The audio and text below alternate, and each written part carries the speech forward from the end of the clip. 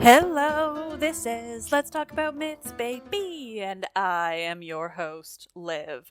Here, recording this introduction on my awkward, shitty Apple microphone, so I'm sorry if it sounds weird, but here we are. It's what I've got. And what you all don't need to know, but I'm going to tell you anyways, that Jenny Williamson is in my house overhearing the recording of this introduction. And today's episode is with none other than Peta Greenfield of The Partial Historians. And when I tell you that today's episode is like distinctly unhinged, I am not exaggerating. Peta joined me to talk about the Vestal virgins of ancient Rome, which are these priestesses to Vesta, ostensibly being the Roman form of Hestia, which in this case, I love to remind you all that the Romans didn't just copy the Greek gods, but Hestia and Vesta are so fascinatingly similar while also having the practices surrounding them being distinctly different, because Rome is, you guys, the Roman Empire, I don't know if I've told you this before, but they were horrifying. And the horror that is the Roman Empire, I think, is just so crisp today in ways that it never has been before. And so here, listen to the wonderful Peta tell me about the horrific things that the Romans did to the Vestal virgins. Spoilers, there's burying alive. Being a woman has been cool and normal and totally safe and fair and equitable forever, for sure, definitely. This episode, this is an unhinged introduction. I think we all saw what happened last weekend. Sometimes when you really want something bad enough, it happens for you. And maybe it doesn't look like what you thought.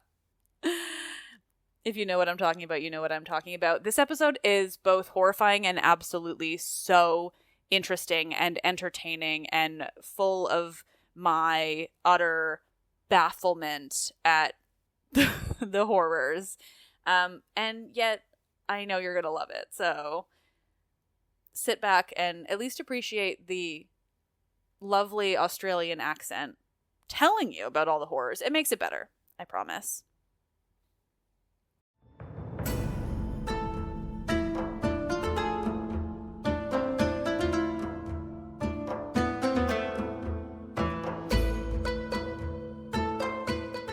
Conversations. Joining the Vestal Virgins sounds nice until you realize you might get buried alive with Dr. Peta Greenfield.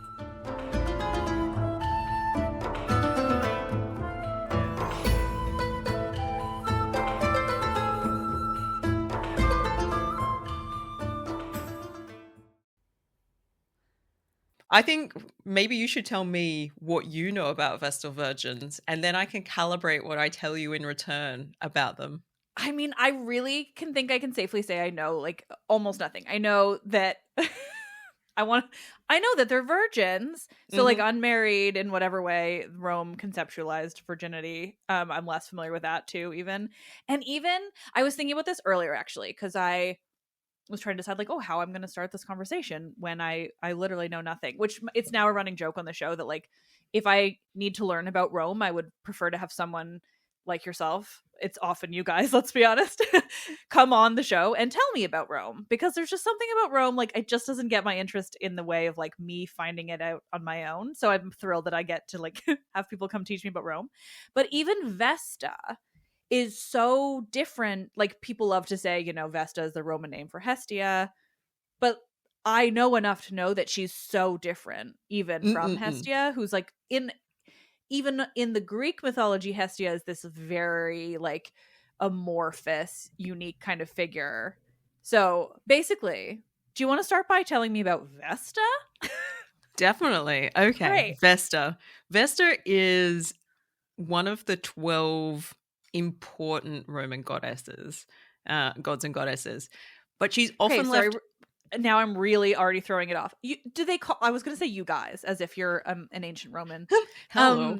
This is when I recorded 6 p.m. This is when my brain like shuts down. You ancient Romans. Do you guys also call them Olympians? Is what I was going to ask.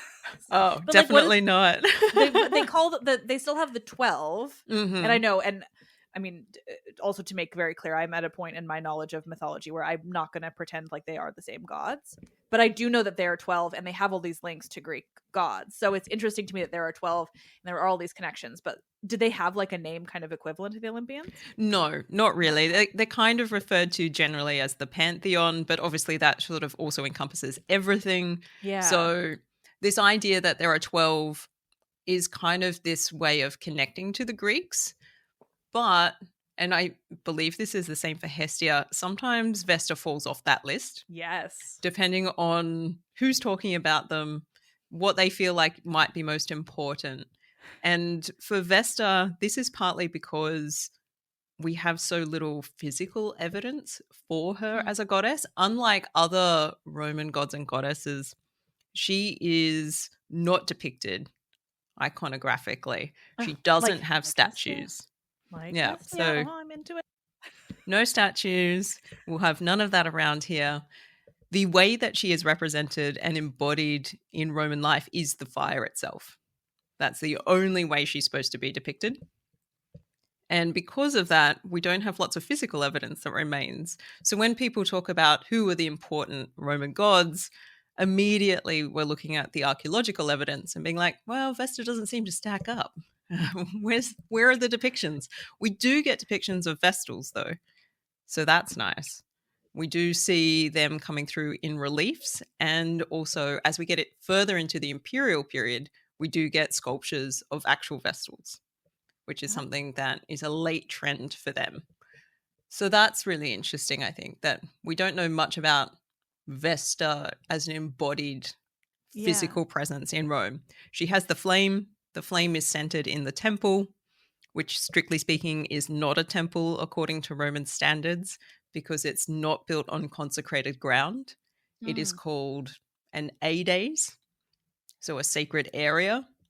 But that is a suggestion that Vesta and the worship of Vesta is so old that it predates those kinds of ritual practices. So everything about this is everything about this is suggesting the antiquity of Vesta. Yeah. So my understanding... sorry, but I love this, and I'm just going to, connect it to my world of mythology, but like, or of Greek mythology, because Hestia is all of those things. And again, to the listeners, I want to go into more detail about this, but like the idea of the Roman gods being just the copies of the Greek is definitely not accurate, but all of that is so true for Hestia too. So I just find that so interesting, and also gives this idea that like they were both like predating so many things, which is, people ask me about Hestia all the time, and I always have to say, like, the way I describe her is that she was so important on a day-to-day life basis that she was not included in stuff that then ends up typically surviving to make it seem like that she was an important Olympian. And it's the same where she sometimes, like, I like to say there are 12 Olympians, but also actually 14. But like the number 12 is what matters, but also there were really 14. And so it's, that is so applies to her too, where she's sometimes included, sometimes not. There's no stories about her. There's not really any depictions I can think of, except for this idea that, the hearth was hers and sacred. And at least in the Greek imagination, her sacred hearth was in everyone's homes, also the temples, but like, in everyone's homes was like where Hestia's sacred hearth is. So it's just interesting that the Romans simultaneously had such similar, and then also have this entire world of the Vestals, which is so different, so non-existent in the Greek world. Yeah, and I think this comparison with Hestia being the hearthfire that sits in everybody's home is a parallel that we see with Vesta as well. And it strikes me that this is partly a relationship of material culture. Like, we don't know enough about textiles in the ancient world, which means that we don't know a lot about women's work. In the same way, how do we source and figure out where the hearthfire is in every single domus? And it was there, it had to be, because how else are you going to cook your food? And it's a very important part of everyday life. So every house has one. And that means that Vesta is present in every household. And the way that you look after your hearth fire is part of the way that you venerate Vesta. And then at the state level, the way that Vesta's fire in the A-Days Vestae is looked after, that represents the whole health and safety of the entire state of Rome. So every city has its own embodiment of Vesta. It's not unique to Rome, but what Rome ends up doing with it, with its priesthood around it, seems to be quite unique. And I think that's what really starts to fascinate people, be like, where did these ritual practices come from, and how did they decide to do it this way in particular? And my understanding about Hestia, and please correct me if I'm wrong on this, is that she tended to be served at a state level by women who were postmenopausal. I actually don't know. I don't know what the problem is. I know all the stories, the the mythological sources, but I need to find somebody to tell me more about Hestia from that, because I don't know, and I like that idea. But yeah, I it's don't really know interesting to me that it Yeah. might be sitting at the opposite end of the spectrum. It's like there's a Yeah. youthful virginity associated with Vestals who are serving in Rome, and that seems to be quite different from the way that Hestia is understood to be served in a Greek context. Yeah. But Well, even and Hestia is regularly called as like a virgin, but there isn't really like, it's just that she's never married. There's not that youthful nature. It's just that this way that like the Greeks were like, oh, if it's a lady who doesn't have any kids and she never married, then surely she's a virgin, And so it's interesting to have that more like actual youthful connotation in Rome. definitely, and Vesta appears in stories where she does get pursued by figures like Priapus completely inappropriately, and she's like, get away from me. I'm a virgin. I want nothing to do with this. I mean, So he's terrifying no matter what. he is. He's everywhere as well. Like, you only have to wander in a garden for a certain amount of time and there will be a statue of Priapus, and you're like, oh, okay then. So for anybody who's not aware of Priapus, he is a minor god that is understood to depict immoderate desire, which means he is always depicted with an oversized erect phallus. Not the kind of creature you want to encounter. I'm assuming it's from Pompeii because it's a painting I can picture, the one where it's on a scale. Yeah, so I just need to, everyone, if you're curious about this god, just Google Priapus and maybe the scale. Either way, you're going to find the one I'm talking about, because it is, I want to say iconic, but it's also more disturbing than it is anything else. Imagine that your erect phallus was so large that it could be weighed on a scale against some other good. And he's like standing there in this way that it's just so, it's the most bizarre yeah, he's piece like, that check it out. Truly. Like, terrible. Yeah, so Vesta doesn't want anything to do with that, and rightly so. But there are stories that are sort of told which indicate that other gods are maybe not so precious about her virginity as she is. And so she's always looking to protect it for herself. Quite rightly so. And as a flow-on consequence of this, the priestesses who serve her are also required to be virginal in nature in order to reflect her physicality and the way that she presents as a goddess. So this leads down really interesting paths, because how do you know that somebody is a virgin in the ancient world? And we know that virginity is a social construct, so that's the whole thing's a problem. Yeah, that was my question, is like, do we know how they conceptualized the notion of it? Yeah, like yeah, we do. Getting too weird, but if it was penetration, it's not virginity. Right. That's their basic line of thinking. So definitely for women, virginity is definitely related to how they're interacting physically with men. And as far as the Romans are concerned, you can have a look at a lady's downstairs and you can make a determination about her virginity or lack thereof with a simple visual inspection. Oh, great.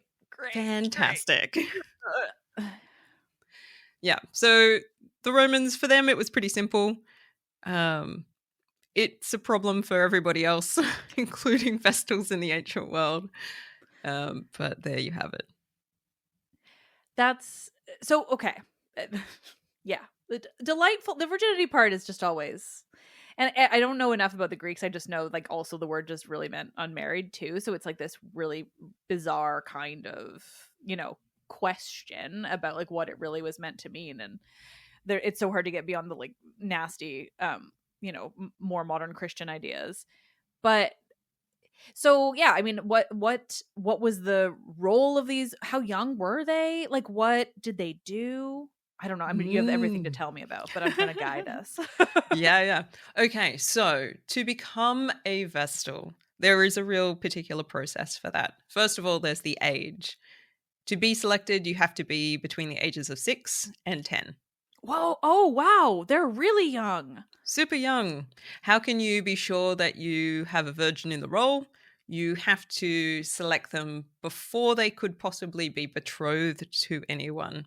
And for elite Roman families, you could betroth a girl as young as 12. Ugh. Okay. So you want Delightful. to, yeah, horrible. So that's the first criteria. They're selected really young. So they're prepubescent. And this is all part of ensuring that that virginity is in place. Then it's a matter of, are they the right kind of candidate for the job? So they have to have no blemish on their body. They must not have a speech impediment. They must not have a hearing impediment. This is all important so that they can perform the rituals appropriately, because everything about the relationship with the gods is predicated on being able to perform the prayers correctly. So if you're not able to do that, there's no point joining. Don't ruin it for everybody else with your speech impediment. And both your parents have to be alive, and neither of them can have a history of slavery. So they must not have ever been enslaved. Right. Basically, not owning them, that's fine. It's owning them been is enslaved. fine. Okay, in fact, it's probably great if you do own them, because that probably means that you're in the elite class. And for the longest period of time in Rome's history, Vestals are only drawn from the most elite families, which tend to be called patricians, but we don't really know what patricians are. Okay.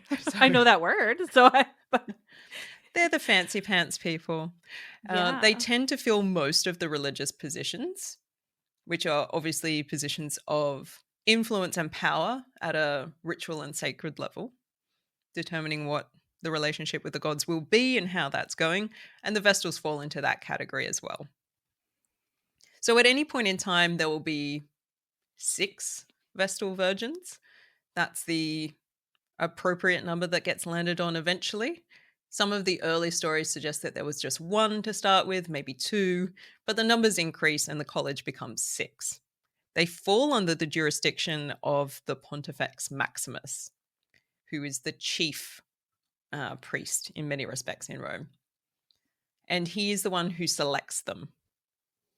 So that's kind of an interesting process as well, because it's not just you have to have your unblemished body and your parents have to be the right kind of people, but there's also a ritual that is called capture. Okay. Yeah. So they get captured from their family by the Pontifex Maximus in a ritual process, which severs some of their legal ties to their family, but also creates a different legal position for them in relation to the rest of the Roman state. So they are the only people that are cut off from their family in a very specific way. And it's not that they can't have contact with their family after that, but they're not legally obligated to their family in the way that other Roman daughters were.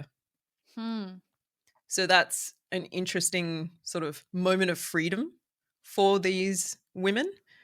It means that they can own their own property. Oh. They can do business without having a legal guardian. So Roman women in general needed to have a male with them at all times to conduct business, because women, goodness knows, not capable of making minds. We could never. Yeah, well, you just don't know how it's going to go if you send a woman by herself. Who knows? Who knows? Better have a man there just in case.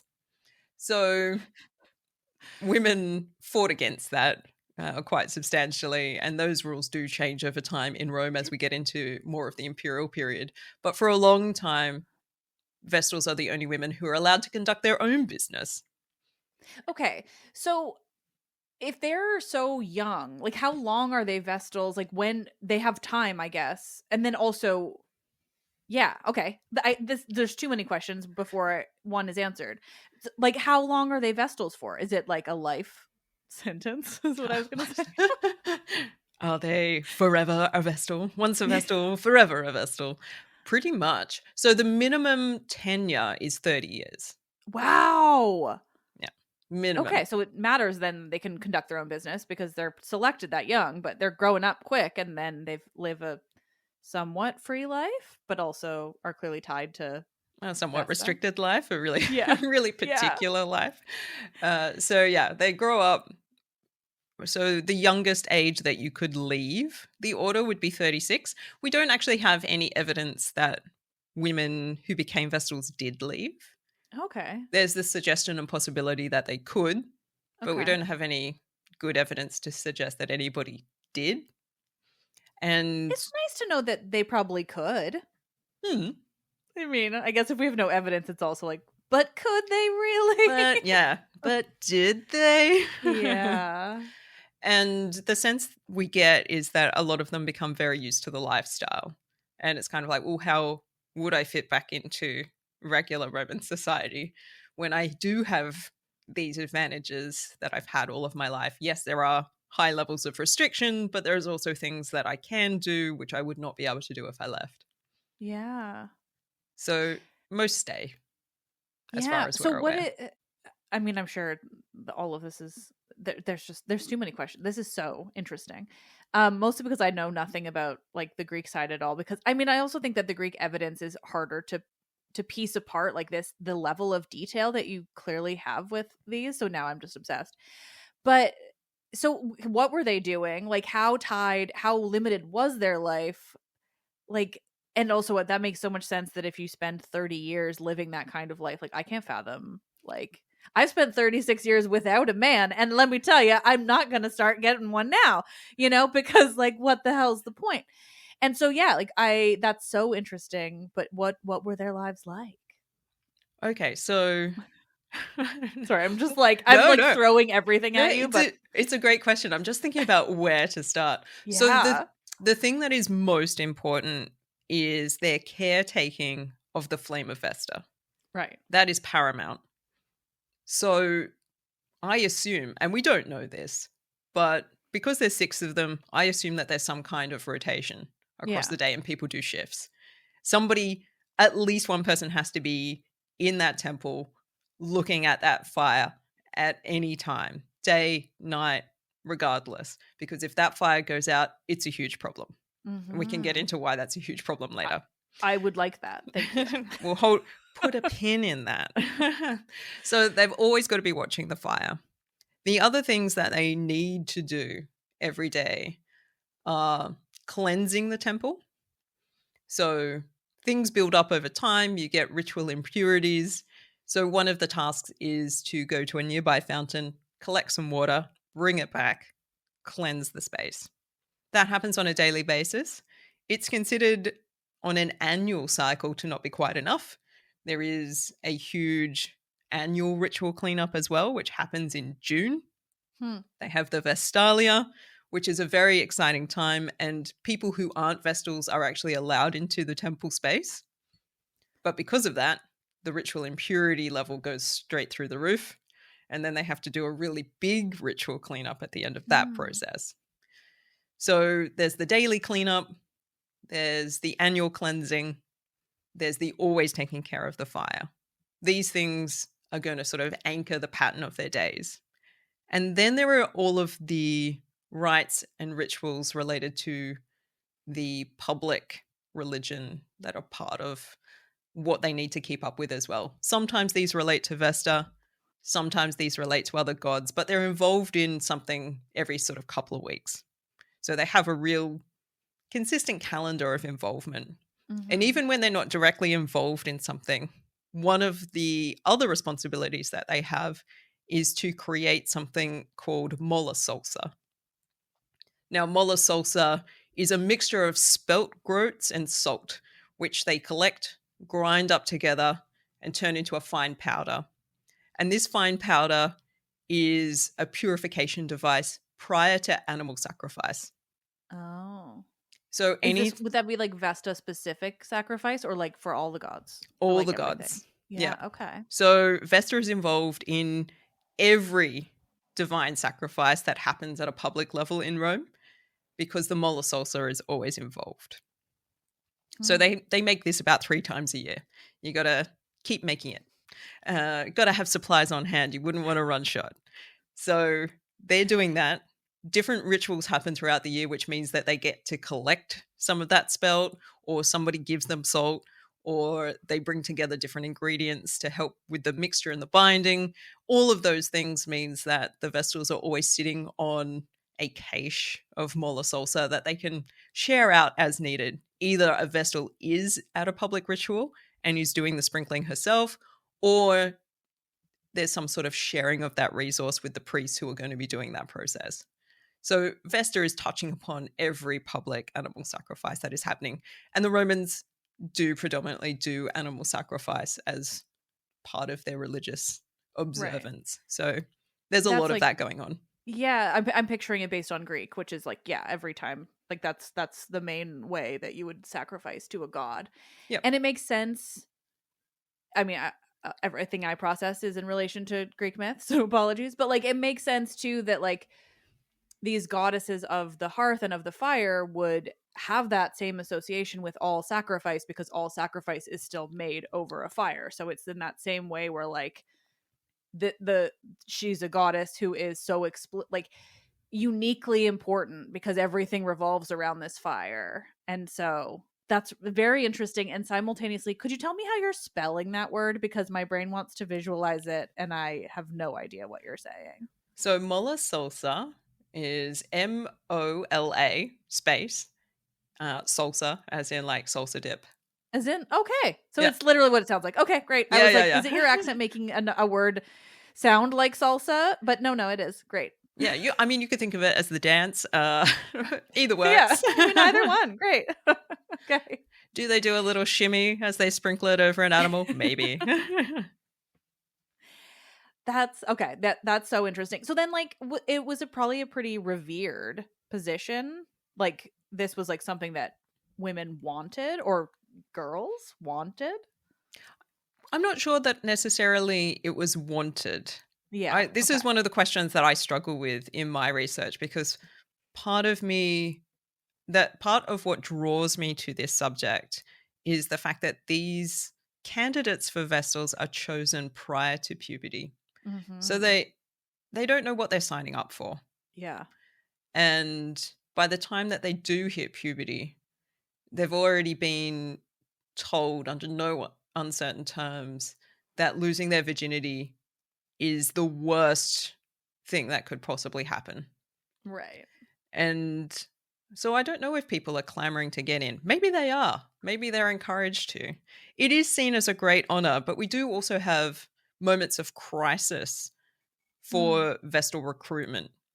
And a particular example comes up under Augustus, where he's basically like, I'd put my daughter forward if she was eligible. What's wrong with you people? Because the situation politically for women and legally for women was changing under Augustus in ways that he didn't really quite like. But it wasn't seen as offering the same sorts of benefits to be a Vestal as it used to. Their advantages at a legal level had been somewhat eroded by the fact that other women had gained different kinds of privileges, but ones that meant that going into the Vestal Virgin priesthood was maybe not the best use of your daughter. Yeah. Right. So then it's like it's parents putting their daughters up. Yes. For this role. Yeah. Well, and like, yeah, someone who's 6 to 10 has no idea what they're doing. So it's really. Well, exactly. So, yes, ideally, the way that it's supposed to work is that a position becomes free because a Vestal has died of natural causes.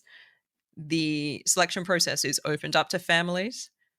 the Pontifex Maximus is looking for about 20 candidates to put themselves forward, and then they would be chosen by lot. So that's the ideal process. What we find as we go through Roman history is that if a family offers their daughter to be a Vestal, and that sort of obviates the need to have a selection process by lot, because it's like, okay, well, they're fine, they're suitable, they can go in. Yeah. Rather than getting 20 families to be like, what about my kid? Yeah. And then we have the issue under Augustus where people aren't putting forward their daughters. And he's like, well, tough biggies, we need some. And he starts to open up the selection process to families who aren't quite as elite. Hmm.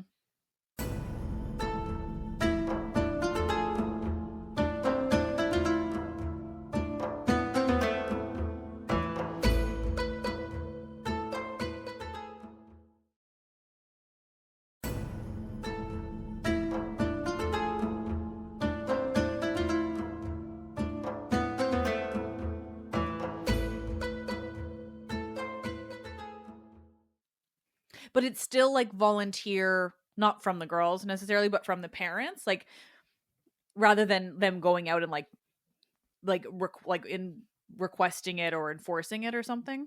Yeah, it's supposed to be something that's an honorable position, so you want to volunteer for it. Right. Essentially, that's the case. Some families are exempt if they have children who are placed into other priesthoods or are serving elsewhere. It's considered that it's not necessary for them to also offer their daughters. Right. Because going into priesthoods obviously have all of these restrictions on it, which means that your children aren't quite functioning as children in the way that you would like for inheritance purposes. So you don't want all of your kids to be priests. But apart from that, yeah, it's supposed to be quite a high honor. It's so interesting to me how I never thought about it this way, but now it's so obvious, but like how much closer Roman religion is to like an organized religion of today than Greece, because I mean, like, also because like Greece wasn't even an organized country, let alone, like it was like all these different places that obviously had all these different ideas and thoughts, and like I'm sure that's true for like the wider Roman Empire, which was so vast, but at the same time it is this like organized structure in a way that I'm just not used to in my research and now am obsessed with, like this way that we can know all of this and have this whole process that's like recorded, and these it just even knowing about this process at all is so fascinating. I think we need to give huge thanks to Ovid because oh really yes, and I would argue, and I know there are some scholars out there who agree with me, that Ovid is actually the most important source we have for the ancient world for Rome because of his Fasti. Yeah, that's just what I was gonna guess. I've not read the whole thing, but I was like, I'm willing to bet it's in that thing. It is not his advice on how to pick up women. Weird, but it's so valuable. Although that's fun. Oh God, is it ever? Yeah, but the Fasti does. I mean, I've not read it, but like I know I've interacted with it in a number of ways, and I will always remember when I spoke with Elodie Harper about her books, the Wolf Den series, and she was like talking about how much how many like festivals and things we know about in detail because of the Fasti, and so it makes sense that the Vestals are in there too. Like, what kind of detail does he give? He gives us lots of things related to significant events. So there is, I'm trying to remember whether he talks about the Forticidia. I think he might.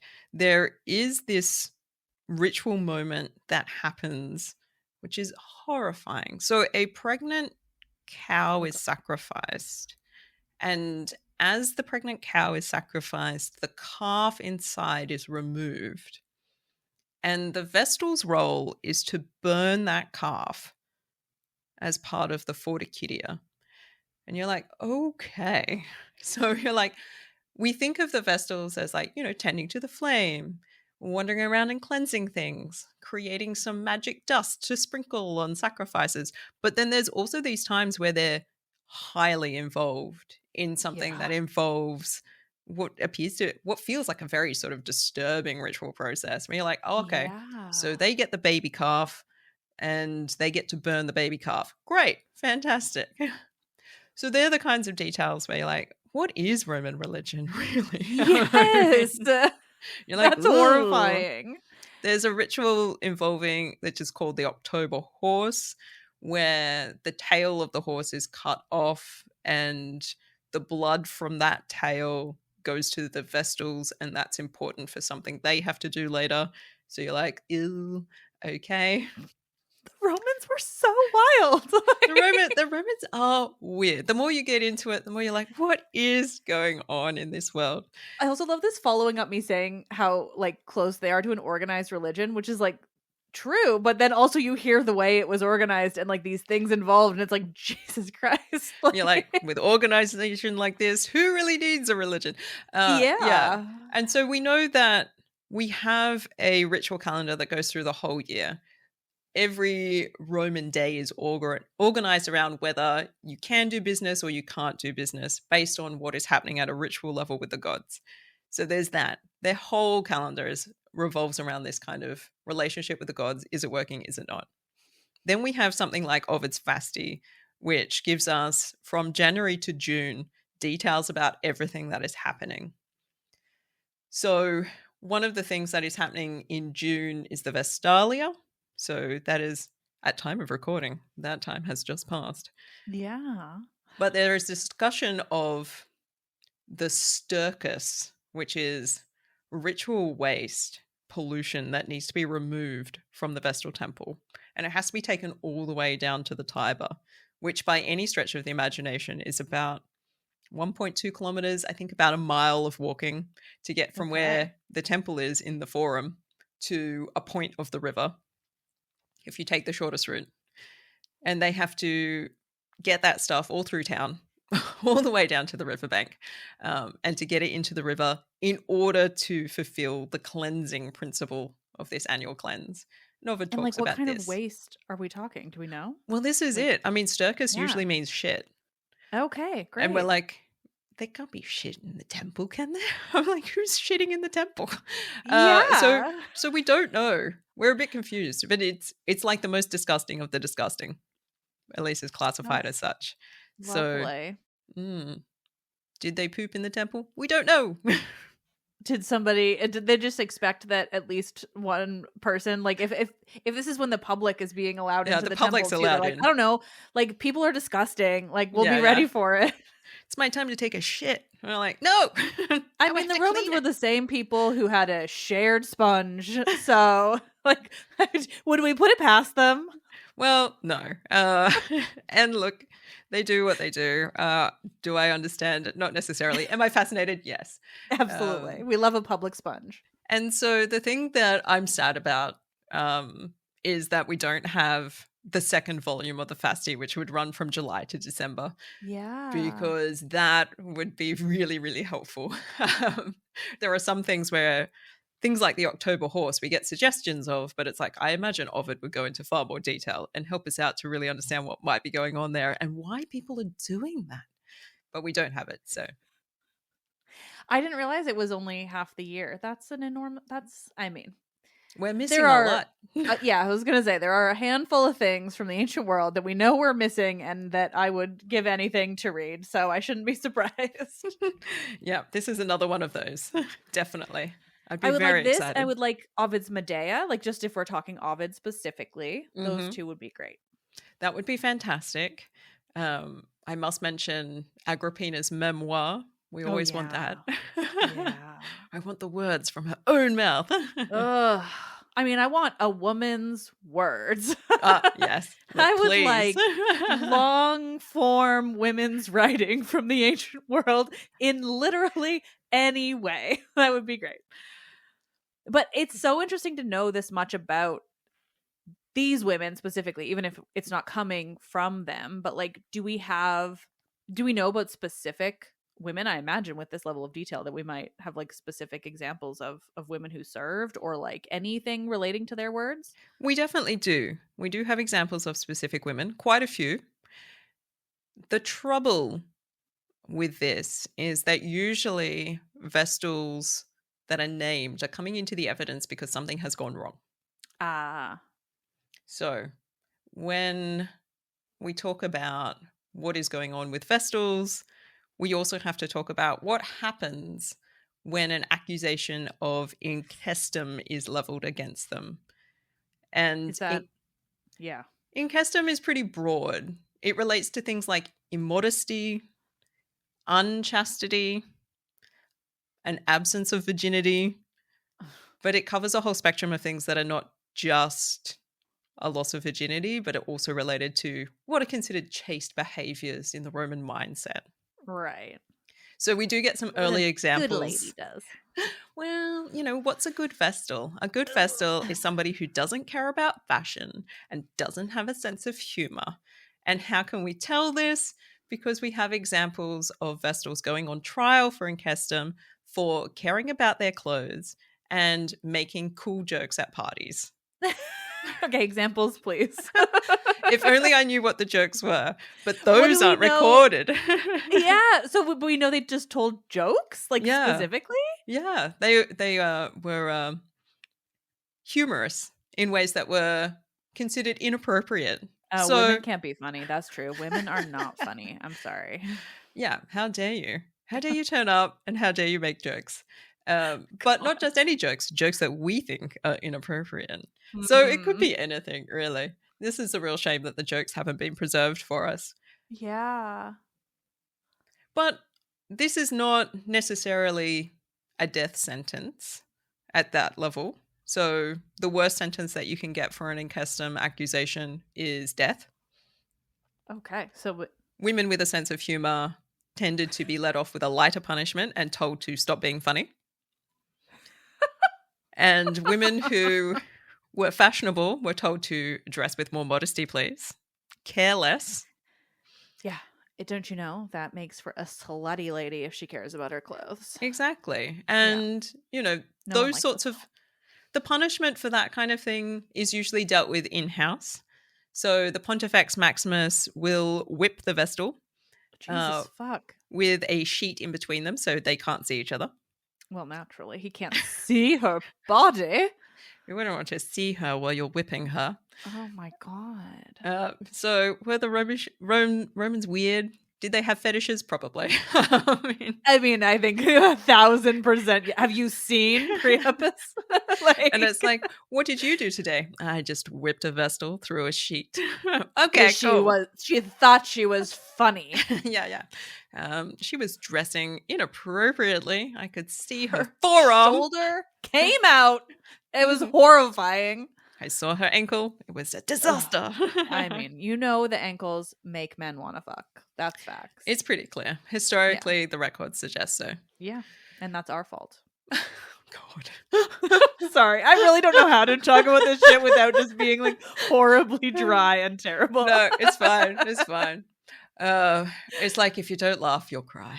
Exactly. That's the thing. Yeah. So, every so often in my spare time, I like to look at my ankles and be like, would they break a man? Probably.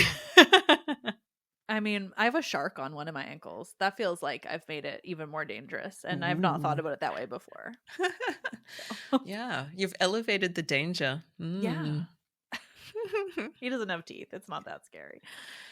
Wow. So, did they ever get kicked out, or would they get whipped, but then there's still a Vestal?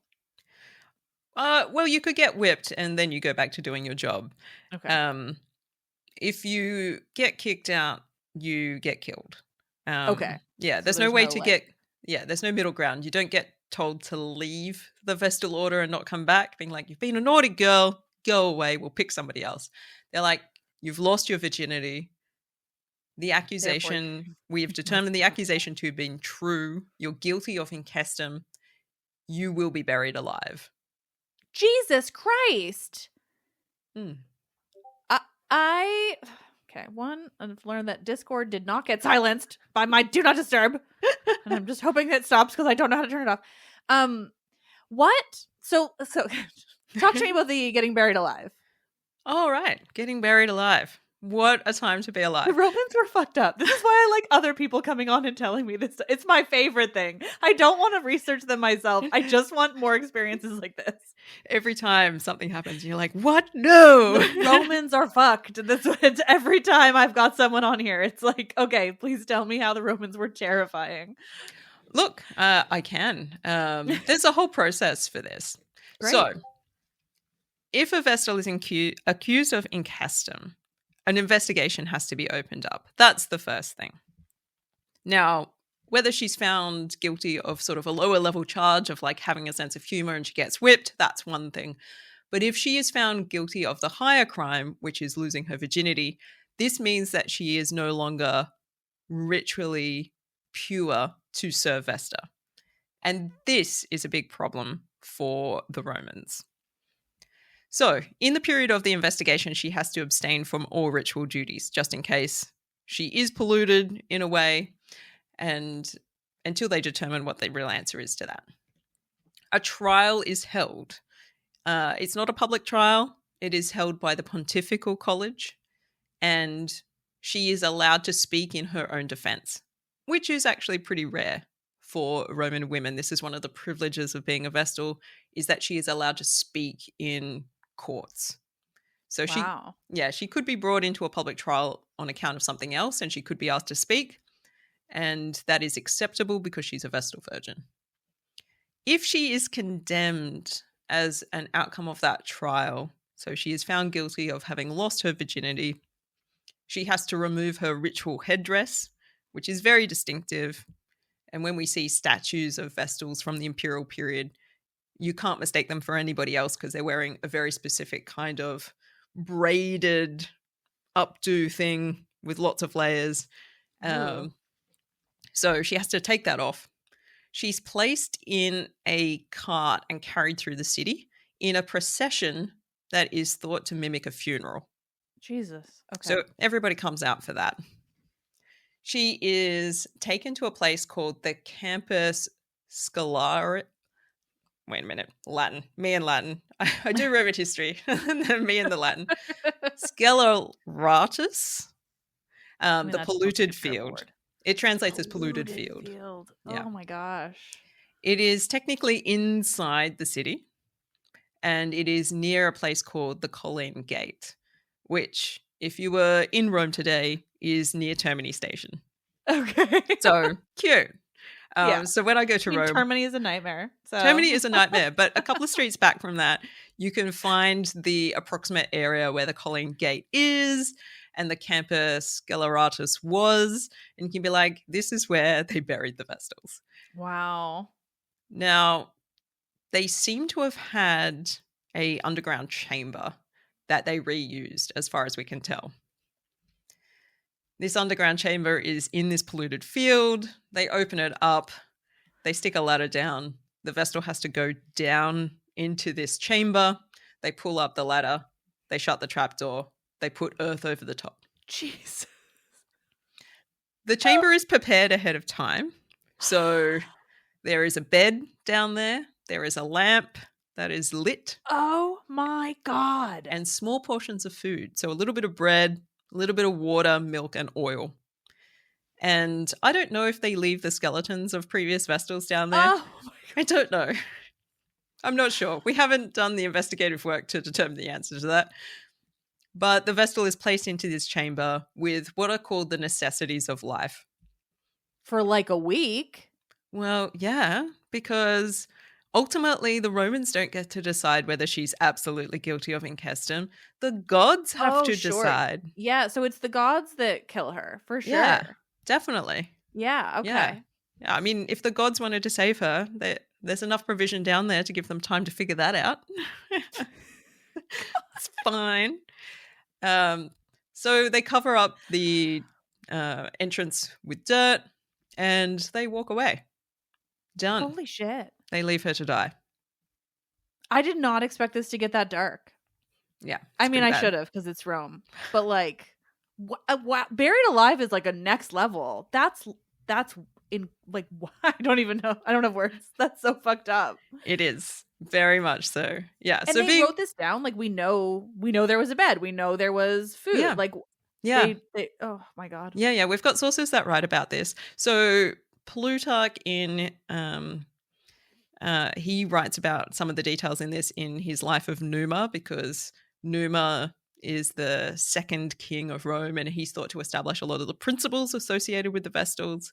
But we also have a famous letter from Pliny the Younger where he talks about a Vestal trial that happens in his lifetime that he bears witness to under Domitian, where a Vestal, Cornelia, is found guilty of incestum. She persistently refuses the charge. She claims throughout the whole process that she's innocent. As she is being paraded through the streets to her funeral, she is protesting her innocence, and she also refuses aid as she's going down the ladder. One of the sort of public figures that is there sort of reaches out a hand to help support her, and she gives him the dirtiest look, like, do not touch my body. Because the other thing for Vestals is that on a ritual level, their body is supposed to be inviolable. So it shouldn't be possible for them to lose their virginity because nobody is allowed to touch them. But women are still slutty, and they find a way. They find a way. You know, where there's a will, there's a way. I love those kinds of rules where it's like, no, the god made you pure and untouchable. But at the same time, if a man touches you, you will be killed. It's such a double-edged sword. Like, how are you going to navigate this? You've got great power. Oh my god. So we have this great story from the Republican period of a Vestal, Claudia, who knows that her body is inviolable, as all Vestals do, but she uses it for political purposes, where one of her male relatives is denied a triumph and wants to celebrate it anyway, in denial of the Senate. And she stands with him in the triumphal cart.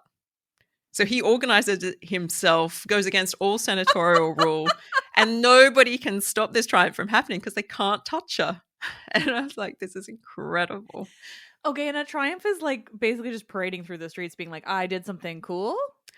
The triumph is the highest public honor that you can receive, or take in this case. Yeah, exactly, because if you're doing it yourself, where it's like... Yeah. I feel like it's a DIY job. You're supposed to receive the triumph from the Senate for military conquest. So military prowess of the highest order is rewarded with this triumphal procession through the city along a very specific route, culminating on the Capitoline Hill. And it's a huge parade. Everybody gets involved, and then there's lots of food afterwards. So everybody wants a triumph to happen. Right. But it has to have been earned. And the only people who can tell you that the triumph has been earned is the Senate, apparently. Unless you're a guy called Claudius, who's like, I am not suffering this indignity. I'm having my triumph anyway. What I did was great. And he asked very nicely for his Vestal Virgin relation to help him out. And she's like, sure, I'll stand in the cart. Why not? That'll be fun. So the Vestals could have these really powerful moments of using the privileges that they had to support their family, or they could have everything stripped off them in a moment through an accusation that may or may not have been true. And since we have no way to determine virginity one way or the other, but the Romans thought that they did, they could end up being buried alive instead. Oh, it's so delightful to be a woman. You know, the patriarchy's just done great work for everyone involved. Absolutely working out for the best to this day, for sure. Like, yeah, it's great. It's fine. What? Do you ever just sit back? I mean, especially like I feel like it gets more and more true with every passing day of like the current world, but specifically also when you're existing in our world today and then also have this knowledge of the ancient world. Like, I swear I just get more and more angry every day because I'm learning about both, you know, like, and it's just so unhinged. Like, I feel like I live on a different planet sometimes because I mean, the evidence is such that it's not working for anyone except like 1% of people. And like, But yeah, no, still, like the capitalistic patriarchy is absolutely still the only option for No, society. yeah, definitely. Much like democracies that were never meant to include women or people of color or literally anyone else. Like, those are the only form of governance that we should be allowing. Did you have to fight for 100, 200, 300 years for your right in the democracy? It's still the only way that should have ever existed. Yeah, Anyway. I think it's one of those things that being a historian really draws your attention to is how hard and how long women and other marginalized groups of people have fought and continue to fight for a basic minimum opportunity Truly. in a system that is structured against them at all times. And I think the thing that scares me is that when I demonstrate a passionate interest or frustration at something that is happening in the current situation in our world today, and not everybody, but, you know, it doesn't take many people to suggest that maybe I'm overreacting. And I was like, you do not understand history. Like, this is the first step in a series of steps that's going to lead us directly to a situation where we're going to have to fight for these things all over again. And it's like, it's steps backwards when we could have been taking steps forward. I see what is happening in the US and it appalls me because it emboldens those people in other places that want the same thing to happen. And so I was like, there's nothing worse than seeing it happen in really visible places. And so the fight is always happening on multiple fronts because it's not just enough to fight in the place where you live. You have to be cognizant of the fights that are happening in every context that are going to have an impact on yours, which is why the things that are happening in Gaza are terrible, why the things that are happening in Sudan are terrible, why the things that are happening in Afghanistan need to be fought against. And it's like, but all of these fights are happening simultaneously. And if we don't maintain an awareness and a capacity to critically engage with all of them, then when the fight arrives at your shore, you're not going to be ready. So, and as a woman, it just feels like you're always on high alert, being like, wait a minute, that's a problem. Like, it just makes me think of all the, you know, bomb Iran for the women, like women's rights, bomb Iran. Like, you know, it's this idea that like, oh, it's okay to bomb a country because they treat women poorly. Oh, we're killing those women by bombing them, but it's okay because, you know, freedom. Like, what do you mean? Like, it just it the way they I'm losing my damn mind all the time. But specifically, the more, you know, it's like both so, it feels so good, it feels empowering, and simultaneously like I'm going to lose my mind in terms of like when, you know, researching the ancient world and seeing those things. Like, I just, the deeper I get into Greek mythology, the more I see the way that like everything is stacked against us, and it's just, in any case, I don't know how to think about anything else, but like these Vestals are, wow, there's a lot going on, there's a lot happening. And thinking about Incestum for a moment, it does have this powerful effect on Vestal's lives in general. So it doesn't happen in every generation, but perhaps every 2 generations somebody gets buried alive. So it's always... Oh, wow. I was waiting for you to say that like an Incestum charge, it comes every 2 generations, but straight up someone's buried alive every 2 generations. Yeah, usually. Yeah. It doesn't take very much. Hell. So we don't get an Incestum trial throughout the late Republic, but we get into the first century of the imperial period. So just Augustus comes in and fucks shit up. Well, no. No. Well, I mean, he does some other stuff. Look, he doesn't bury any Vestals. So, like, good on him. Great.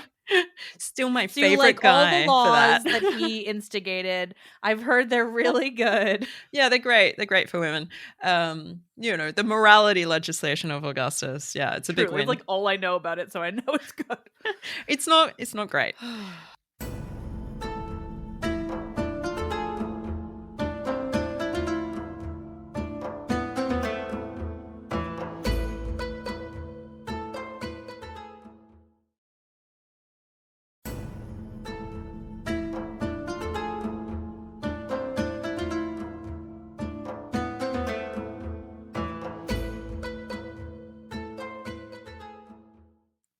But we get to Domitian, and Domitian is kind of like, I'm going to bolster my reputation by burying a Vestal. It hasn't been Wow. done for a while. I'm Oh gonna my God. bring back live burial, and this is the way that Pliny positions it. So, do we trust Pliny? Maybe, maybe not. But this idea that there's a big ticket element to burying a Vestal, it does something for the public imagination. We get an alignment over time between the idea that Rome goes through periods of crisis and turns to burying a Vestal to solve it. Oh my God. So rather than it being something that's related to the Vestal's body, conveniently the Vestal's body is read as unvirginal because it's convenient for other situations that Rome is facing that are challenging. And they're like, what if we bury it a Vestal? Would that solve it? Oh my God. So those sorts of things start happening. It's almost like they just don't want women to be people. They just want to convince us all that we're not human. Like, but what are we instead? That's the thing that worries me. It's like, superior. how often do I have to open my mouth and say something intelligent? And like, for you to be like, oh, she's not a real human. I'm like, I spend my whole time being human. What am I supposed to do? But yeah, I mean, the more I read, the more I'm just like, no, like the entirety of our society is built on the realization that we hold more inherent power as women, or as just like, people with a uterus. Like, we hold more power than them, and the second they learned Bronze Age Mediterranean, if we're like, I elsewhere, sure, but like I only know the Med, like the second they learned that, it became about devaluing and like dehumanizing women in every way, right? You just like see all the different like ticks of it. Like, I mean, I can see it in Greek mythology now, I can't unsee it, and I can see it in like every little story that exists. And then to hear this, where you have these women who were sacred in such a way and still so lacking in humanity to the men in power, like, it's wild. I mean, I shouldn't be surprised, but I somehow still am always. They have, such a significant role in the ritual experience of Rome, and yet if the moment is right, they're completely expendable. Yeah. So we have a situation that crops up under everybody's favorite emperor, Caracalla, who was done such an injustice in Gladiator 2. I'm not even going to begin to go there. Yeah, Jesus. He's like the broest military guy that you've ever seen in charge of Rome. And under his watch, there is a trial of 4 Vestal virgins, 4 in Custom. Oh my God. And there's only 6 of them. So that's 2/3 of the order on trial for incestum. They're all found guilty as far as Caracalla is concerned, because he's the emperor. And by this stage, the emperor is also the Pontifex Maximus. So he gets to make the decisions. Oh, right. Oh, God. And this leads the Vestals who have been accused to try to figure out what they do. A couple of them do commit suicide, so they don't have to face live burial. I mean, respect. What the fuck? Like, I mean, I think that that's probably more desirable to me. Jesus. Yeah.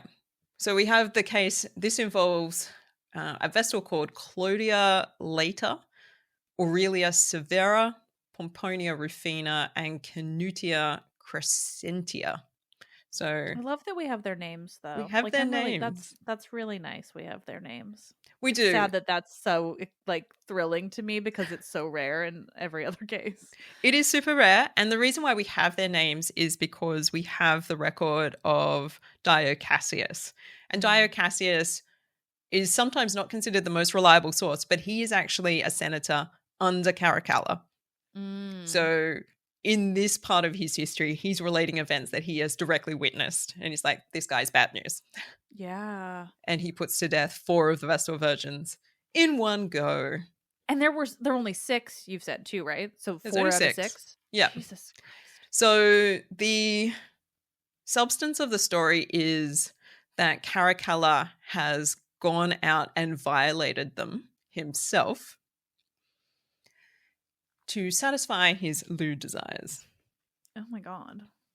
So not only are they accused of incestum, but as far as the story goes, they are sexually assaulted by the emperor. Fucking like And then he turns around and is like, well, you're guilty of incestum. yeah. Yeah, because it's the women who are at fault, right? It's the ankles. It's Yeah. it's always Always. it's always the women. Show me your sandals. Ooh. Like I just want to scream Diddy into this microphone right now, like, because it's only just occurred to me now, but like here we are, like it's just, oh my god, it's just never ending. It's just never ending. Like, yeah. So one of them is buried alive, and to clarify, because I got the number wrong of how many were buried alive, 3 are buried alive. Oh. And Crescentia hurls herself from the top of a house in order to avoid the live burial. Oh my god. So, yeah. Shocking times in 3rd century Imperial Rome. I mean, that's so utterly horrifying. And what's part of the horrifying nature is my brain immediately thought, like, were they buried together at least? Like, probably. I assume so. Yeah. Yeah. So as far as we're aware, there's just one chamber. I don't think they dig out a new chamber each time. That's, yeah, I would assume. And also, like, they're you know, is this the only instance we have where more than one would have been subjected to it at a time? Like, sadly not. Oh my god, why is Rome? I'm so glad I have you to tell me this, but oh my god, why is surely Rome? This is so terrible, it could have only happened once. No. There is another infamous case that involves 3 Vestal virgins, which comes from the late Republic, so about 114 BCE, where 3 are involved. So yeah, we do have a couple of instances of multiple trials. Centuries. Yep. They were just doing this for hundreds and hundreds of years. Yeah, I mean, the Vestal Virgins, we think were in existence. If our written sources are illustrative of what we think is happening at an archaeological level, then the Vestals are in Rome doing things as a cult for about 1,000 years. Wow. Yeah. Do we know?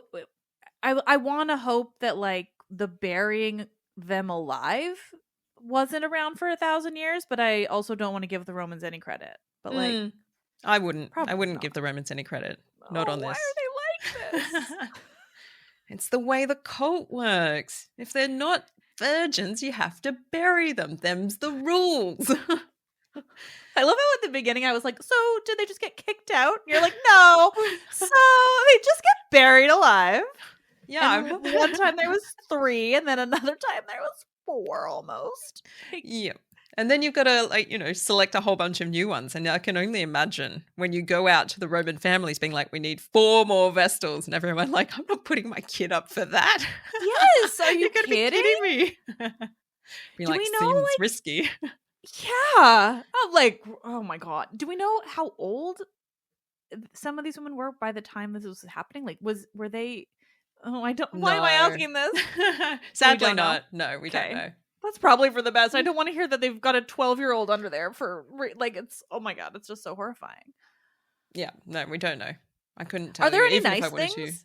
To. Are there any nice things? Are there any cool things? Cool things. I think what's really nice is thinking about, what do the Vestals do when they're just hanging in their house? So right next door to the temple is the atrium of Vesta, which is the house of the Vestals. Which, if they all live together in a house like Love Island style? Yeah, so if they don't have anything else to do, if they're not busy with another ritual and they're not on duty in the temple itself, no one's getting buried alive. Yeah, they're hanging out at home. Aww. And hanging out together seems like that could be fun. I suppose if you get along with your fellow Vestals, that's great. If you have a little bit of issues with somebody's personality, you've got to deal with that for the whole of your life, because this is like a job you didn't sign up for and a job you can't get out of. So you've got to find a way to get along with people. But they also get invited to dinner parties and other social events. So they do have a social calendar as well. We do have records of them hanging out with magistrates and other priests in their downtime, you know, eating food, going to feasts together and stuff. That's where the jokes happen. Terribleness. But thankfully, the jokes that don't get you buried alive, just a whipping. Yeah, exactly. Just a light whipping. You've got to surf that edge, you know. Is this joke good enough? Will it get me whipped? I don't know. Let's see if it lands. And it's like, you know, looking around at the other Vestals at the dinner being like, I'm going to try it. Let's see what happens. Honestly, half my podcast would just be like, just, you know, 50% of the time I'm funny. The other half, you know, I'm going to get whipped. Yeah, sorry. It's just the way it goes. Jesus. So I could see Vestals having fun with that sort of thing. So they do get to have social lives. Even though they're ritually removed from their families, they continue to have connection with their family. That's pretty clear from things like the story of Claudia helping out one of her relatives with his triumph. Yeah. And we also have them sort of popping up in criminal trials to help out relatives because they're the only women who are allowed to speak. They're like, can you pop in and say a few words in my favor? And they're like, sure, I'm not busy today, whatever. No, and I do like to think about the like sisterhood that comes out of stuff like this. Again, when you just kind of like set aside the burying alive, which I don't think I'll ever get over. But like, yeah, they're I think about this a lot in the context of like women in say ancient Athens who were primarily not like able to go anywhere or really do anything. They were just like expected to kind of be just with other women, you know, weaving or whatever, tending to their fire. But like I imagine that in a world like that, you know, the stuff that was going on behind those closed doors amongst the women was probably like by and large pretty nice. And like I hope that they were at least able to, you know, share these things and like develop these kinds of relationships and lean on each other in what is otherwise like a pretty difficult, to put it like mildly, life, you know, like that's nice to think about as something. Yeah, and I think that's probably where we can draw the most sense of positivity, because I can't imagine a space in which those women aren't truly bonded by the experiences that they've gone through together that are unique to them. Like nobody else would understand a Vestal like another Vestal. So the real struggles that they face, that they share, I think is something to hold on to. What that looked like, we don't know. We'd have to imagine it. Women are good at bonding. Like I feel like, you know, that type of even now with, you know, I don't know. I just feel like I everything is on fire. But you know, having women both in my like real life, in my work life, in my internet life, it just even like on TikTok who are also complaining about terrible things, like that is so cathartic and so important that I just, especially with everything and with being my version of a historian, like is at least, you know, that's something really to hold on to and think about the ways that like I interact in that kind of sisterhood of just other women and trying to at least I have to imagine that in the ancient world. I have to think about all the things that they said and did amongst each other that we don't have evidence of, but absolutely was going on. The stories they told, all of that stuff. Like, you know, I hope that they're bitching about an emperor or, you know, like I hope there was a lot of gossip. I hope that they were really shit talking, you know, every dude available. Like that's at least that's a fun thing to imagine. And I assume that must be the case because there's got to be a chance for release amongst all of the restriction that they're operating under. And I feel like the atrium where they share a living space together is their safe space because nobody's allowed to go in there either. So it was just them. Yeah, that's nice. Not even the priest guys. So they're allowed to have certain priest attendants, but it seems that the Vestals are in charge of whether those people are allowed in or out. Oh, that's cool. That's nice. Yeah. And Handy. so they were selected by the Pontifex Maximus, but in terms of like existing as a Vestal, like was there a priest? Was there a male involved in the actual like the Vestal part, the temple, or all of their duties and things, or was it really just them primarily? This seems to be the thing that we're less sure about, because it seems that there are times where the Vestals have support from lesser priests and priestly attendants who don't count as priests but are part of the things that go on. Yeah. But it's also that sort of thing where scholars have really been trying to parse what the evidence is telling us, because for the longest time across 20th century scholarship, in any case, the assumption was that women could not hold the sacrificial knife. So they could be present, but they weren't doing the thing.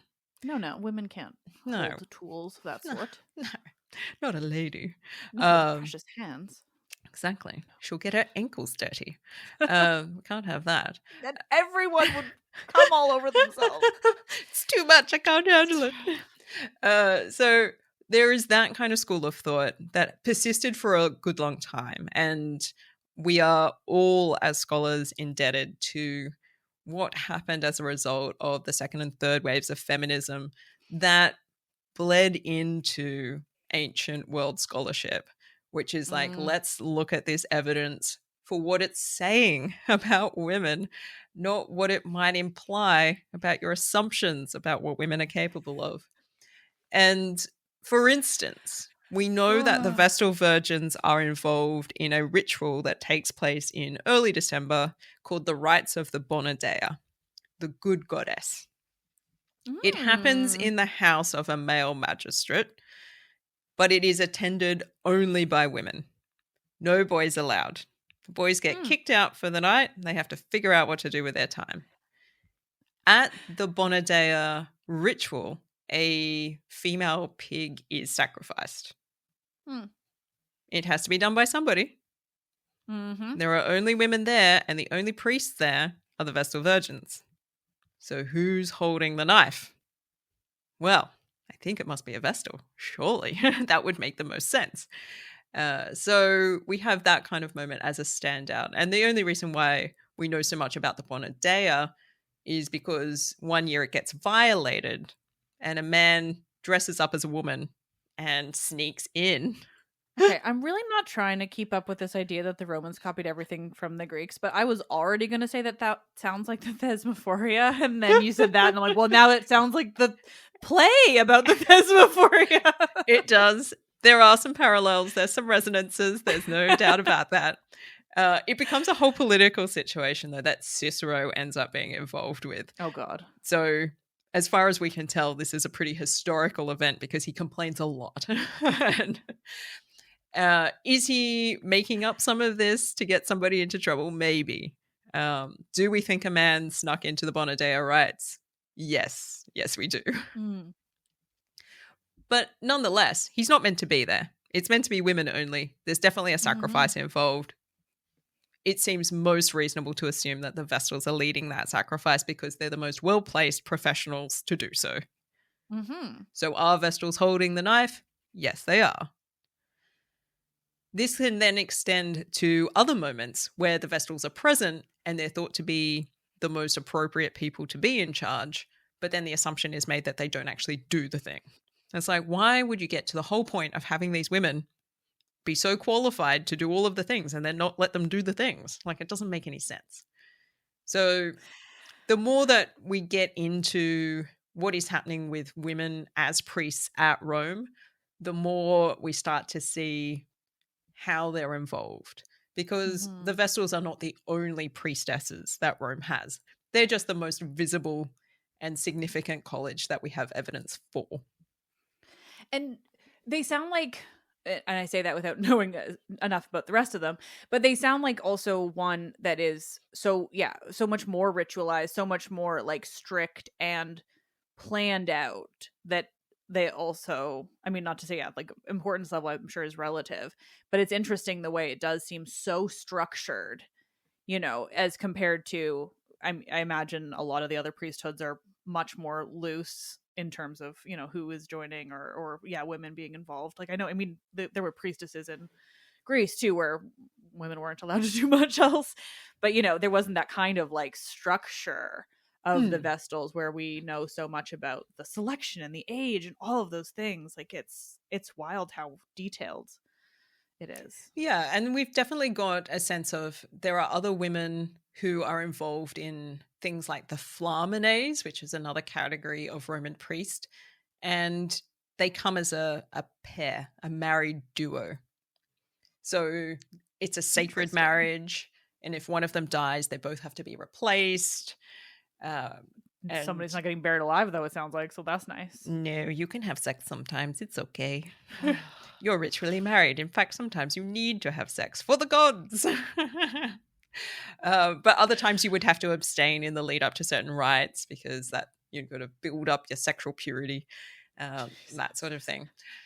But that's a different scenario. And then we've got the sort of more publicly run cult processes where like the matrons will be in charge of certain things, and then the plebeian women will be in charge of certain things, and they're not considered priests all the time, but they're definitely engaging in ritual processes at certain moments. So there's a lot going on in Rome, but yeah, they've got a whole calendar. The Vestals have a very clear structure. They know what they're doing on any day of the week, and they've got their annual rotation that they need to get through, and everything connects into everything else. So for them, they're busy all of the time. Yeah. Do we know, were there more, what am I saying? Were there, like, regionally, was it only in Rome, or like other major cities, would they have like their own Vestals, or was this like a specifically like city of Rome thing? It feels like it's a very specific city of Rome thing, but it can't be at the same time. Okay.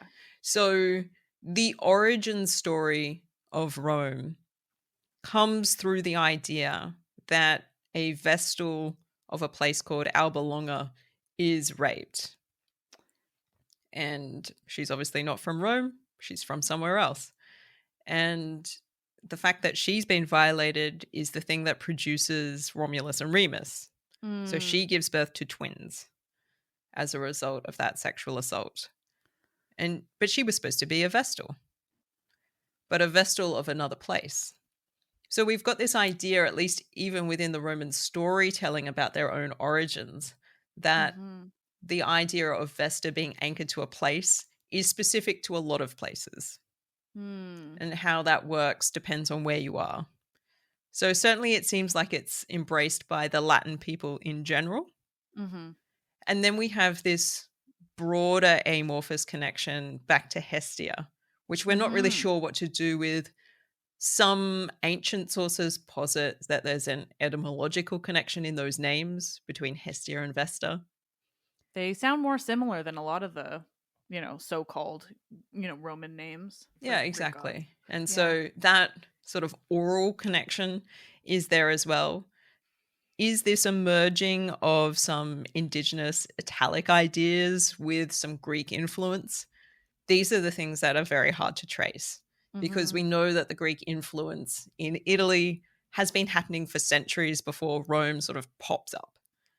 So even when we have things that we think are sort of indigent Italic elements, by the time the Romans are writing it down, the Greek influence has been really clear and present for such a long time that it's really hard to discern the difference between the two.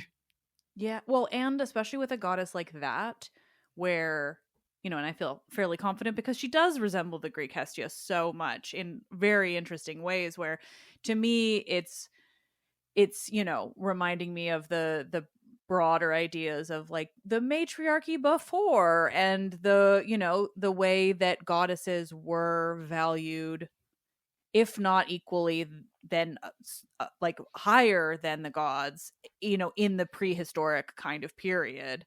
It would make sense if both regions end up with this goddess who is so tied to the fire, to the house, to the general like existence of, or like, you know, and sustenance of all those things that come with the hearth. Like, to have somebody who is so old that both cultures are trying to figure out what to do with her in their own way. Like, I mean, I think that's true for like so many of the gods, or whether they're coming from the East and into Greece or from Egypt or wherever, you know, like there are so many places so much older that then you would get, there's so much kind of lost in that period of like the Bronze Age and the early Iron Age and like the time when nobody was writing stuff down for us to figure out. Like, I mean, I just think about the Bronze Age goddess figurines constantly because I was just in Greece seeing like hundreds of them because there are just so many. And it's like, if this isn't indicative that like women were once valued at a higher or in a more, I can't even speak right now. I'm like, it's both getting late in my day and also I've just heard so much burying alive. My apologies. But, you know, it's so interesting to think about where those links could be coming in and where we'll probably never have any kind of concrete evidence. But like, it's interesting that this is the goddess that is so connected with Greece in the same way that they are both so lacking in what we expect from the other gods. Like, that's so interesting in itself. Definitely. And this is one of the great mysteries of Vesta that keeps driving my interest, I think, because I'm partly fascinated by what is happening to the women who serve her. And it's like, how do they navigate this enforced virginity that they did not choose? It's not like becoming a Christian nun where it's like, this is a vocation and I'm choosing to serve. And I was like, that's fine. You like, and you can be like 20. Like, you don't have to have never done anything. You just can't do it again. Yeah. You could be like, you know what? Not for me. That's fine. Yeah. But for these young women coming into this cult to then have to grow up through the physical maturation and be like, oh, never. And it doesn't matter what your sexuality is. The idea that you are supposed to be untouchable in a ritual sense means that everything about physical intimacy is denied to you. Like, what is that like? And I wonder about that for these women. Being like, this is such a personal sacrifice that they did not know that they were getting themselves into. And the fact that Rome then goes on to attach so much connection and symbolic value between the maintenance of that virginity to, is the state going to survive? It is horrifying.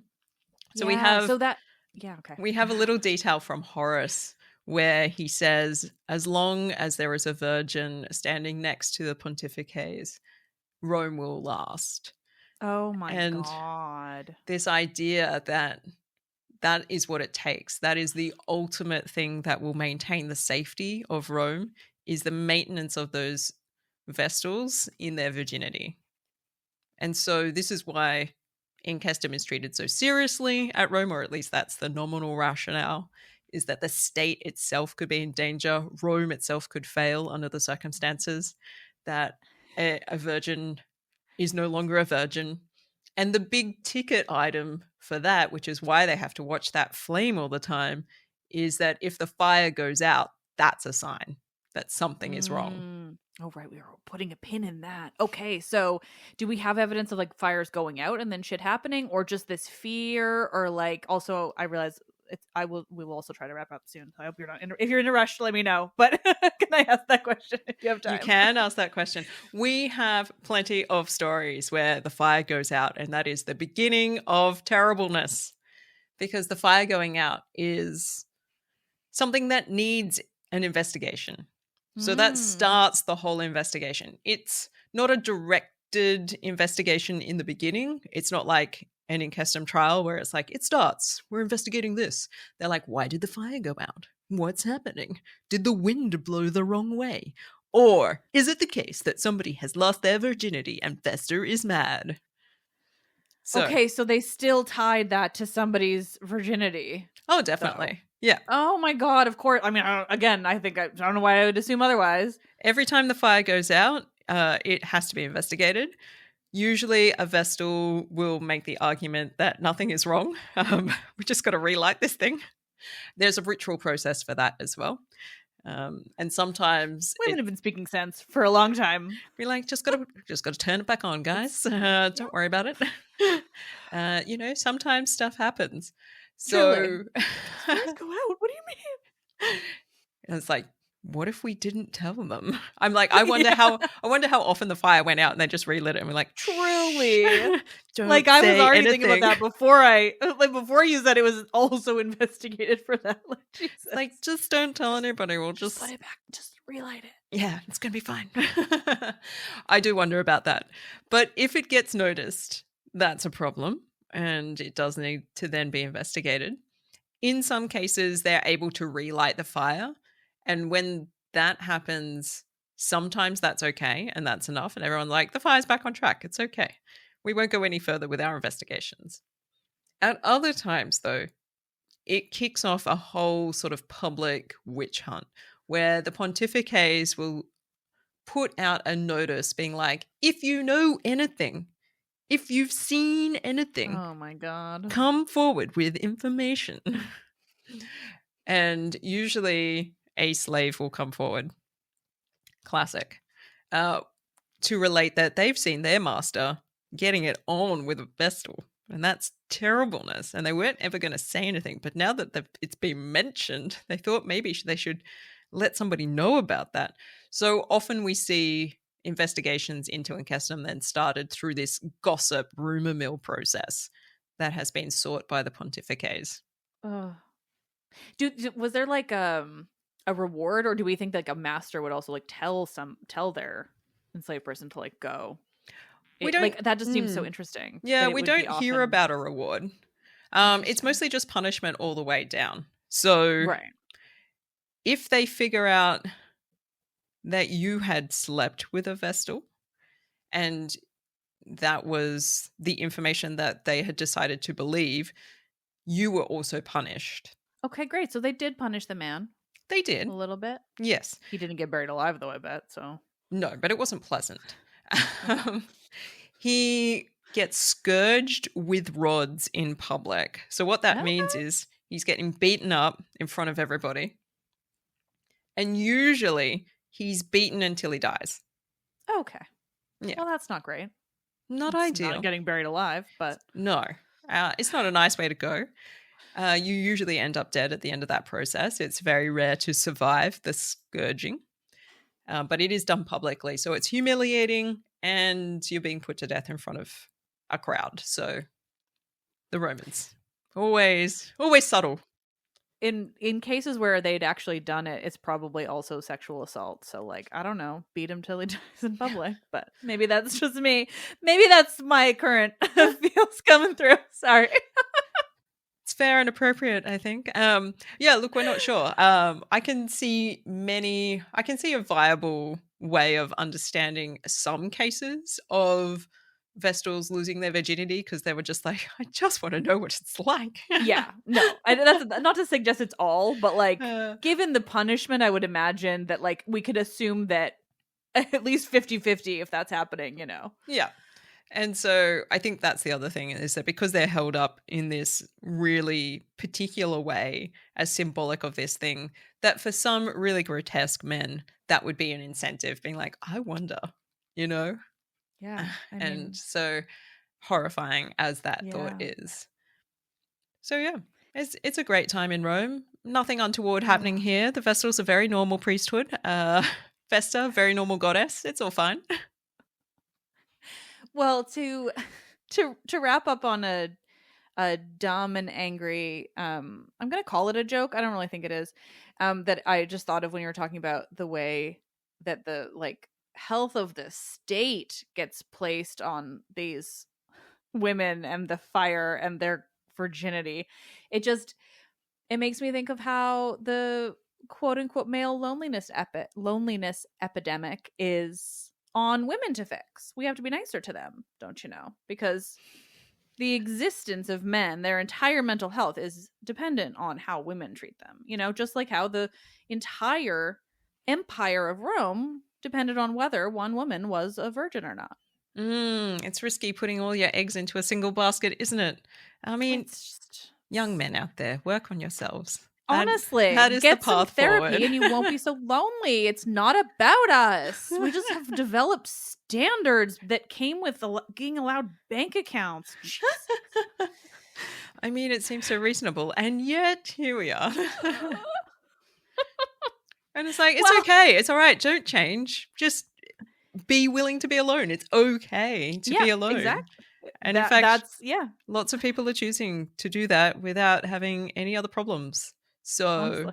I mean, think about it. Maybe just I'm enjoy your life for what it is. Truly. I'm happily single because the idea of living with a man is like a goddamn nightmare. And look, I would agree with you. I have been very fortunate to fall in love with an excellent man, and but I didn't think that was going to happen to me. I'll put it out there. I did think hear for a there long are time I was handful of going good ones. to be a Yeah. spinster with cats forever, and you know, Yeah. and if it comes down to it, I mean, I've still got the cats. There you go. That's what matters. So, you know, it'll be fine. No, I hear there are a handful of good ones. I'm just more and more I've not seen evidence, so I'm open to it. Anyway, this is not about modern men. It's about the crazy Romans. This was horrifying as it was delightful. Thank you. You're most welcome. I can come and talk to you anytime about the horrors of ancient Rome, of which there are many. But this is Honestly, one we of the do- particular ones. And wow. And like yeah. I should always expect that Rome is going to surprise me with its horrors, but somehow I always think I'm lulled into understanding the level of their depravity, and then somebody shows me it's deeper than I thought. But I mean, I'm sure I've said it in the introduction. I'll record separately too, but you know, we should have more of the partial historians on my show to tell me about Rome. So you and your co-host. But speaking of that, do you want to share with my listeners where they could find you and maybe the podcast I already named? Ooh, yes. Anything else? So, I and Dr. Rad host a podcast called The Partial Historians, which is all about ancient Rome. And our main series is going year by year through Roman history. I think that's so cool. Look, I think we're in the running for longest running year by year Roman podcast at this point in time. We are currently in the 4th century BCE, which is considered the start of the Middle Republic. I was going to say that's so early in Rome. I love this for you guys. We've been podcasting for over a decade now. We're getting there, slowly but surely. So you can find the Partial Historians on places like Instagram, places like Blue Sky, and I continue to run our Mastodon account because I still like Mastodon. But we're also on Facebook for old people, you know, welcome. We have a YouTube channel, and you can listen to us wherever you listen to exciting podcasts. Sometimes we talk about the reception of Rome in cinema. Sometimes we talk to special guests about areas of Rome that we don't know as much about because it's impossible to be an expert on everything. And we have a lot of fun along the way. We like to laugh. We have a good time. I'd say we're pretty solidly left as well. So heck yeah. I mean, and to wrap that right in, like you're also part of the Memory Collective, which it will, I promise, be a thing that really exists more fully eventually soon. When I find more hours in the day. But I'm so glad to have you guys on with whatever the hell we're trying to do here. But I mean, I brought it up for the lefty thing because I'm like, I mean, if you weren't who you are, I wouldn't be in there. Yeah. It's because you do the things you do the way you do them. Yeah, and I love it. No, but I mean, you guys are always so fun to talk to, and this was fun, even though it was horrifying. And I think that says a lot about the way you talk about the Vestals. So thank you. Well, it is always an absolute pleasure to sit down with you, Liv, because your passion for the ancient world is so present and shining through in everything that you do. Oh God, thank you. Yeah. It's like your vibe is bringing that enthusiasm to stuff, and I find that that's really inspiring for me and for what I do as well. And you know, always a pleasure. Absolutely. I'm at a place where you could make me cry. No, but thank you a lot. Especially as I like, oh my God, I want to do so much with the collective, but I don't have the time. But I needed to hear that after. So thank you. Because like, I'm working on it. There's just so much and the world is on fire. That's true. And, there's only so many hours in the day. And some of those have got to be sleeping hours. That's exactly right. So important to restore yourself at the end of the struggle. Truly, truly. We love sleep. Well, thank you again so much. This is me trying to wrap it up without it just the last word being sleep. But I'm also ready for that. No, but this has been so fun and also, oh my God, horrifying. So welcome to ancient Rome.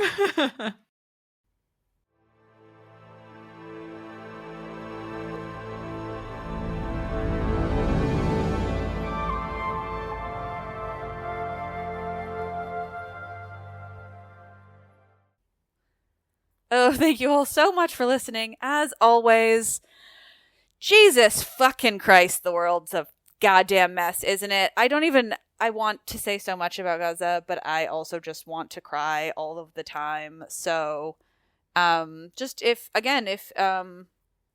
even know what to say anymore. The UN even decided to finally say the truth out loud that Israel is committing a genocide against the Palestinian people, and so none of our countries have any excuse to let this go on any further, and yet they are. Israel has begun a ground invasion of Gaza, which is, let me remind you, a city that survived the Bronze Age collapse, but it won't. I won't say that. It's a city that survived the Bronze Age collapse, and I don't scream in the streets, call everyone. Free Palestine. Oh my God. Let's Talk About Myths, Baby is written and produced by me, Liv Albert. Michaela Pengowish is the Hermes to my Olympians, my incredible producer. The podcast is part of the Memory Collective Podcast Network, where you can also find The Partial Historians, which is the incredible podcast of Dr. G and Dr. Rad, these incredible Australian historian women. I don't know why I'm emphasizing that they're Australian. It's just delightful, and they're delightful. And they have such an amazing show about ancient Rome, and we all need more shows about places like ancient Rome that are created by women. So check them out, along with all the other shows. There's more coming soon, as soon as I am no longer drowning in Odysseus's bullshit. Thank you. I am Liv, and I love this shit.